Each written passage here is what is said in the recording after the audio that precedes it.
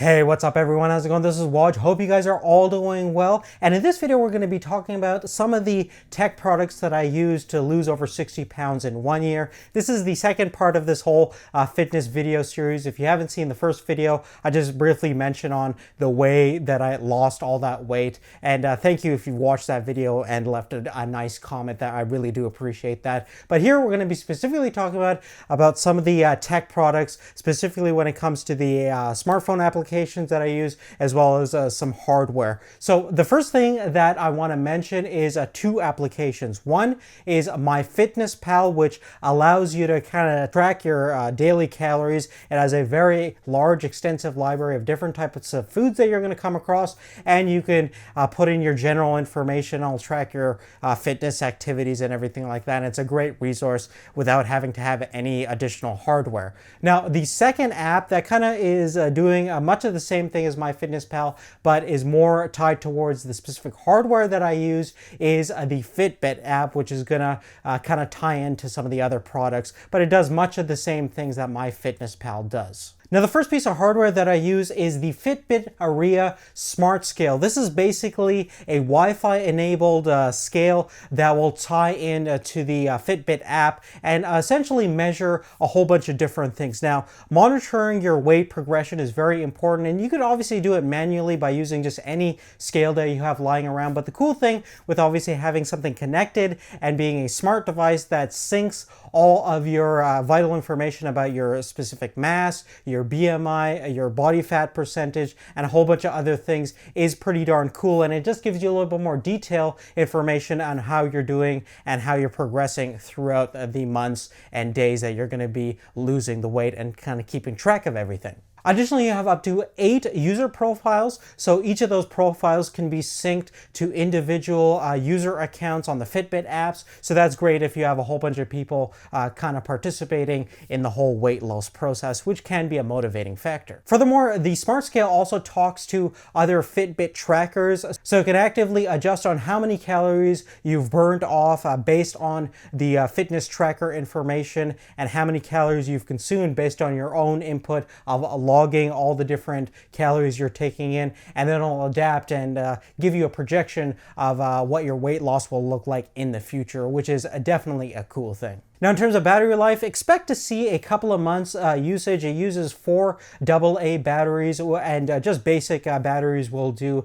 And the battery life is pretty decent based on that end, and fairly similar to other digital scales that you're going to find out there. Now, the next thing we're going to talk about is fitness trackers. Now, obviously, there's tons of different smart devices out there that will track your day-to-day steps and your general fitness activities. Any smartphone will pretty much do that these days. And there's plenty of smartwatches and wearable devices that will also track your day-to-day activities. But for me personally, I wanted a dedicated device that was small, compact, and lightweight. So when I put it on, I basically forgot that I had something on, and something basic would do perfectly fine. And one of my favorite fitness trackers out there right now definitely has to be the Fitbit Alta. This is a really simple device. It basically has one organic LED display, which is excellent for battery life. You can get sometimes up to 6 to 7 days on a single charge. It's nice to know that you don't have to charge these things every day. And it is sweat, rain, splash proof, so very durable. It comes in a whole bunch of different colors and sizes, and basically it tracks your day-to-day steps. That's essentially what it does. And it'll also recognize different cardiovascular activities that you're going to do. So whether that's just walking, running, or even cycling, and it can even predict a couple of different exercises such as an elliptical machine. And it'll basically track all that information and via Bluetooth sync it to your smartphone or PC, and then it'll go up on the cloud to the Fitbit account and then track your progress through there. So it's not smart enough to kind of utilize all the different exercises that you're going to do in the gym, for example. So if you lift a lot of weights, it's not going to really tell you on how many calories you've burned. It really doesn't recognize anything but just general movement related activities such as running and walking. And for that purpose, I think it really does excel and kind of meets all of my specific needs. And obviously you can use it to tell the time since it does have that organic LED display. But there's tons of other fitness trackers trackers out there, and certainly it's an optional device that is not necessary, but nice to have. Now, last but not least, we're going to talk about a good pair of wireless headphones. And wireless headphones are certainly important. Obviously, you want something that sounds really good and it's going to be really comfortable to use for long periods of time, and one that's going to last and be durable enough for all the different things that you're going to do with it. And one of my favorite Bluetooth headphones definitely has to be the Jaybird X2. Now, the X1s were really great, and there's still a lot of people that like that series of headphones, but the X2 are fantastic and really, really comfortable to use. And the biggest part about them is, one, excellent sound quality, and two, the fit and ergonomics. It comes with a whole bunch of different attachments, including 3 different pairs of what they call Comply ear cushion, which will actually expand and mold to the shape of your inner ear canal and give you the most comfortable and secure fit that will isolate any kind of extraneous noise, which is going to be great for audio quality. Additionally, if you like silicone ear tips, they have 3 pairs of that. It also comes with a 3 pair of secure ear fins, as well as a 2 pair of X-Fit clips.